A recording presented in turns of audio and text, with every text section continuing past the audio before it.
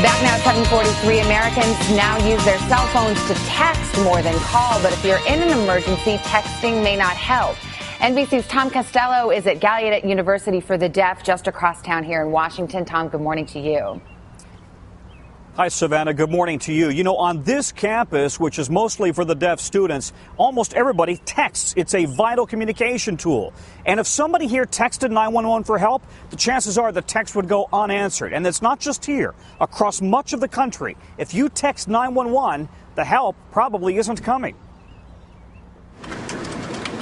Stay on the phone here with me, okay? It could be any 911 call center in America. Okay, are you with the patient now? But this one is different. Okay, ma'am, are you still on the scene? I'm saying the paramedics to help you now. Just tell me exactly what to do next. Because in Frederick County, Maryland, people who need help can text 911 dispatchers, and they can text back. There could be any of a number of reasons why they can't speak at the moment. Could be the medical event, stroke, something like that, but they can still type. Hard to believe, but in most of the country today, texting 911 isn't possible.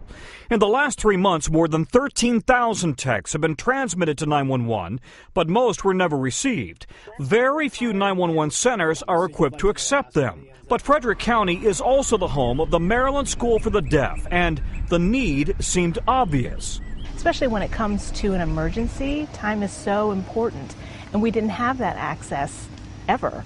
So this is huge. I thought we were going to die. It was really, really scary. In Chicago, 15-year-old Nathan Lane isn't deaf, but while with his mom and sister at a coffee shop, his dad at a nearby store, a robber came in threatening to kill everyone. Hiding in a restroom, his mom started to call his dad, but Nathan grabbed her phone and texted him instead. Don't come back, robber in here, call 911. Nathan then had the presence of mind to delete the text. And right after I texted my dad, he came in threatening to kill us for calling 911, in which case we didn't. But Nathan's dad got the message. Because it was all spelled out correctly, I did not think it was a prank. I was just afraid that my dad was going to call us or something, and that would have triggered something. He called 911, then sent a one-word message, done.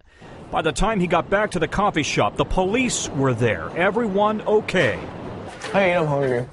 I know you're hungry. As for Nathan, you'd think he'd be rewarded with a cell phone upgrade, but it turns out he had to surrender his phone to his parents. Even teenage heroes need to still get good grades and have good attitudes.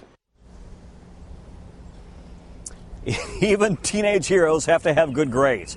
Listen, we talked about the fact that most 911 centers can't receive text messages. The FCC has ordered by next summer, 2014, they have to be able to receive text messages. So this should start to improve over the next 12 to 14 months or so. Savannah?